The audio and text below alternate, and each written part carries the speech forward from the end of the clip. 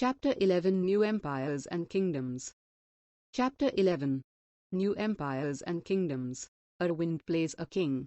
Arvind had been chosen to act as a king in the school play. He had expected to march solemnly in splendid robes, to twirl his moustaches and wield the silver paper-wrapped sword with gusto. Imagine his surprise when he was told he would also have to sit and play a veena, and recite poetry. A musician king? Who was that? He wondered. Prashastis and what they tell us. Arvind was supposed to be acting as Samudragupta, a famous ruler of a dynasty known as the Guptas. We know about Samudragupta from a long inscription, actually a poem in Sanskrit, composed by his court poet, Harisena nearly 1700 years ago. This was inscribed on the Ashokan pillar at Allahabad. This inscription is of a special kind known as a prashasti, a Sanskrit word, meaning in praise of apostrophe. While prashastis were composed for some of the rulers you read about in chapter 10, such as Gautamiputra Sri Satkarni, they became far more important from the time of the Guptas. Samudragupta's prashasti. Let us see what Samudragupta's prashasti tells us. The poet praised the king in glowing terms, as a warrior, as a king who won victorious in battle, who was learned and the best of poets. He is also described as equal to the gods. The prashasti was composed in very long sentences. Here is part of one such sentence.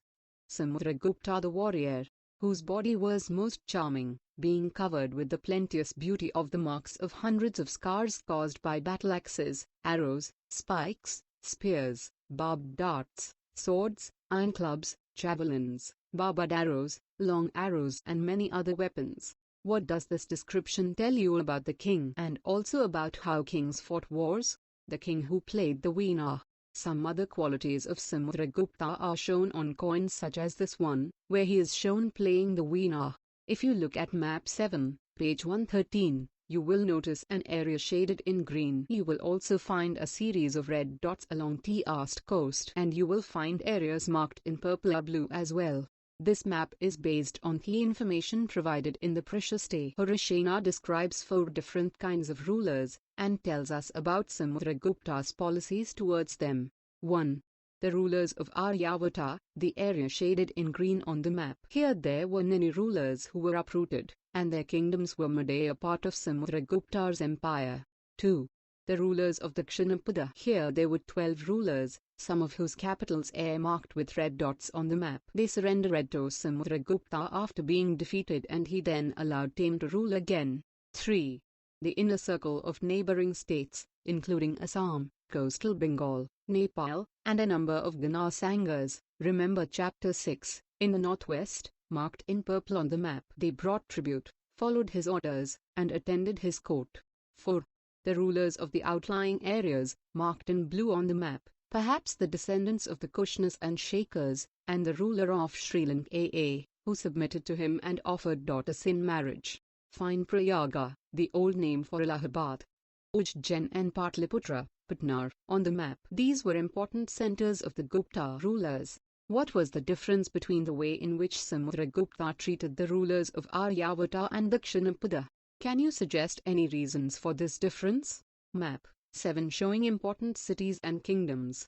Genealogies. Most prashastis also mention the ancestors of Terolair. This one mentions Samudragupta's great-grandfather, grandfather, father on mother. His mother, Kumaradevi, belonged to the Lichhavigan, while his father, Chandragupta, was the first ruler of the Gupta dynasty to adopt the grand title of Maharaj Adiraja, a title that Samudragupta also used. His great-grandfather and grandfather are mentioned simply as Maharajas. It seems as if the family gradually rose to importance.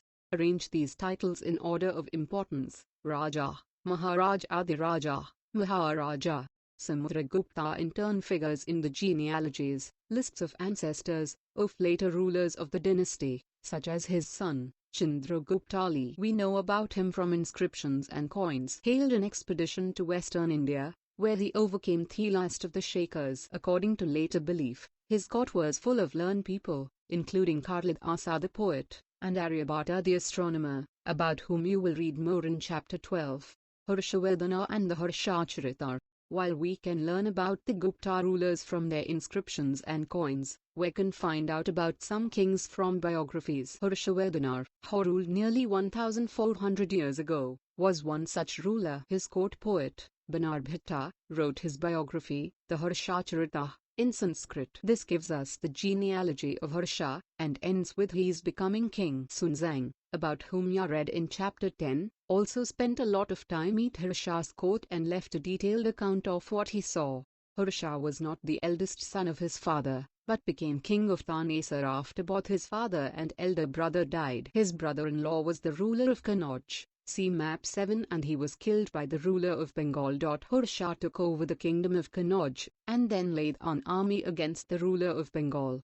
Although he was successful in the east, and conquered both Magda and Bengal, he was not as successful elsewhere. He tried to cross the Narmada to march into the Deccan, but was stopped by a ruler belonging to the Charlukya dynasty, Pulkeshin II.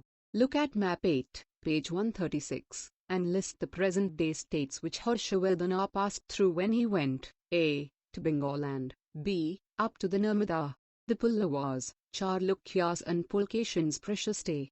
The Pallavas and Charlukyas were their most important ruling dynasties in South India during Guti's period. The kingdom of the Pallavas spread from their region around their capital, Kanchipuram, to the Kaveri Delta, while that of the Charlukyas was centered around the Raichur Doab, between the rivers Krishna and Tungabhadra. Aihole, the capital of the Charlukyas, was an important trading center, see map 7. It developed as a religious center, with a number of temples. The Pallavas and Charlukyas frequently raided one another's lands, especially attacking the capital cities, which were prosperous towns. The best-known Charlukya ruler was Pulkeshin II. We know about him from a Prashasti, composed by his court poet Ravakirti. This tells us about his ancestors, who are traced back through 4 generations from father to son. Pulkeshin evidently got a kingdom from his uncle. According to Ravakirti, hailed expeditions along both the west and the east coasts. Besides, he checked the advance of Harsha. There is an interesting play of words in the poem. Harsha means happiness. The poet says that after this defeat, Harsha was no longer Harsha. Pulkeshin also attacked the Pallava king, who took shelter behind the walls of Kanchipuram. But the Charlukya victory was short-lived. Ultimately, both the Pallavas and the Charlukyas gave way to new rulers belonging to the Rashtrakuta and Chola dynasties, about which you will study in class 7. Who were the other rulers who tried to control the coasts and why? Hint, see chapter 10. How were these kingdoms administered? As in the case of earlier kings, land revenue remained important for these rulers, and the village remained the basic unit of administration. There were some new developments as well. Kings adopted a number of steps to win the support of men who were powerful, either economically, or socially, or because of their political and military strength. For instance, some important administrative posts were not hereditary. This means that sons succeeded fathers to these posts. For example, the poet Hirashena was a Mahadan Nayak AA, or chief judicial officer, like his father. Sometimes, one person held many offices. For instance, besides being a Mahadan Nayak AA, Hirashena was a Kumaramatya, meaning an important minister, and a Sindhi Vigrahitiya, meaning a minister of war and peace. Besides, important men probably had a Sai local administration. These included the Nigrashreshta or chief banker or merchant of the city, the Satavaha or leader of the merchant caravans, the Pritmakulika or the chief craftsman, and the head of the Kayasters or scribes. These policies were reasonably effective, but sooner or later, some of these powerful men grew strong enough to set up independent kingdoms. What do you think may have been the advantages and disadvantages of having hereditary officers? A new kind of army. Like earlier rulers, some of these kings maintained a well-organized army, with elephants, chariots, cavalry and foot soldiers. Besides, there were military leaders who provided the king with troops whenever he needed them. They were not paid regular salaries. Instead, some of them received grants of land. They collected revenue from the land and used this to maintain soldiers and horses, and provide equipment for warfare. These men were known as Samantars. Whenever the ruler was weak, Samantars tried to become independent. Assemblies in the southern kingdoms. The inscriptions of the Pallavas mention a number of local assemblies. These included the Sabha, which was an assembly of Brahmin landowners. This assembly functioned through subcommittees, which looked after irrigation, agricultural operations, making roads, local temples, etc. The Ur was a villager assembly found in areas where the landowners were not Brahmins, and the Nagrum was an organization of merchants. It is likely that these assemblies were controlled by rich and powerful landowners and merchants. Many of these local assemblies continued to function for centuries. Ordinary people in the kingdoms. We can catch an occasional glimpse of the lives of ordinary people from plays and other accounts. Let us look at some of these. Kalidasa is known for his plays depicting life in the king's court. An interesting feature about these plays is that the king and most Brahmins are shown as speaking Sanskrit, while women and men other than the king and Brahmins use Prakrit. His most famous play, Abhigyana Shakuntalam, is the story of love between a king named Dushyanta and a young woman named Shakuntala. We find an interesting description of the plight of a poor fisherman in this play. A fisherman finds a ring. A fisherman found a precious ring, which the king had given to Shakuntala, but which had been accidentally swallowed by a fish. When he went to the palace with it, the gatemen accused him of theft, and the chief police officer was rather rude. However, the king was happy when he saw the ring and sent a reward for the fisherman. Then, the police officer and the gatemen decided to take a share of the reward, and went along with the fisherman to have a drink. Do you think that if a poor man finds something and reports this to the police he would be treated like this today? Name a famous man who taught in Prakrit and a king who issued inscriptions in Prakrit. Hint, see chapters 7 and 8. The Chinese pilgrim Fa Shen noticed the plight of those who were treated as untouchables by the high and mighty. They were expected to live on the outskirts of the city. He writes, if such a man enters a town or a marketplace, he strikes a piece of wood, in order to keep himself separate. People, hearing this sound, know what it means and avoid touching him or brushing against him. And Bernard Bhitta provides us with a vivid picture of the king's army on the move. The king's army. The king traveled with an enormous amount of equipment. Apart from weapons, there were things of daily use such as pots, pans, furniture, golden footstools, food, including animals such as goat, deer, rabbits, vegetables, spices, carried on carts or loaded onto pack animals such as camels and elephants. This huge army was accompanied by musicians beating drums, and others playing horns and trumpets. Villagers had to provide hospitality along the way. They came with gifts of curds, gur and flowers, and provided fodder for the animals. They also tried to meet the king, and placed their complaints and petitions before him. The army left a trail of destruction behind. Elephants often trampled down the huts of villagers, and the oxen yoked tote caravans of merchants ran away, scared by the tumult. As Bernard Bhitta says, the whole world was swallowed up in dust. Make a list of all the things that were carried with the army. What did the villagers bring for the king? Elsewhere. Find Arabia on map 6. Pages 84 to 85. Although it is a desert, it was at the hub of communications for centuries. In fact, Arab merchants and sailors played an important role in the sea trade between Europe, see page 100. Others who lived in Arabia were the Bedouins, pastoral tribes depending mainly on camels, hardy animals that could survive in the desert. Around 1400 years ago, Prophet Muhammad introduced a new religion, Islam, in Arabia. Like Christianity, Islam was a religion that laid stress on the equality and unity of all before Allah, the one supreme God. Here is a verse from the Quran, the sacred book of Islam.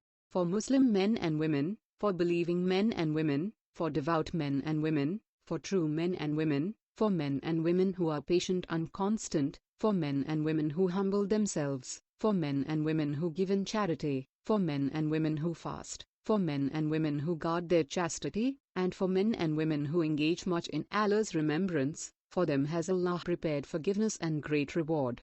Within 100 years Islam spread to North Africa, Spain, Iran, and India. Arab sailors, who were already familiar with the coastal settlements of the subcontinent, now brought the new religion with them. Arab soldiers conquered Sindh, in present-day Pakistan, about 1,300 years ago.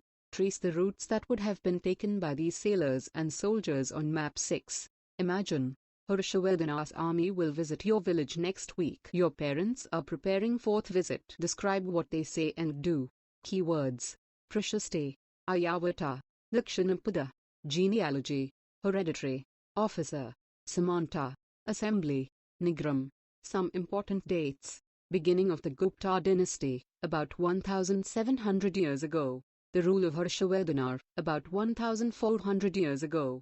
Let's recall. 1. State whether true or false. A. Harishena composed a Prashasti in praise of Gautamiputra Sri Satkani. B. The rulers of Aryavatar brought tribute for Samudragupta. C. There were 12 rulers in Dakshinapada. D. Taxila and Mathura were important centers under the control of the Gupta rulers. E. Aihole was the capital of the Pallavas. F. Local assemblies functioned for several centuries in South India. 2. Mention 3 authors who wrote about Harshavardhana. 3. What changes do you find in the army at this time? 4. What were the new administrative arrangements during this period? Let's discuss. 5. What do you think Arvind would have to do if he was acting as Samudragupta? 6. Do you think ordinary people would have read and understood the Prashastis? Give reasons for your answer. Let's do. 7. If you had to make a genealogy for yourself, who are the people you would include in it? How many generations would you like to show? Make a chart and fill it. 8. How do you think wars affect the lives of ordinary people today?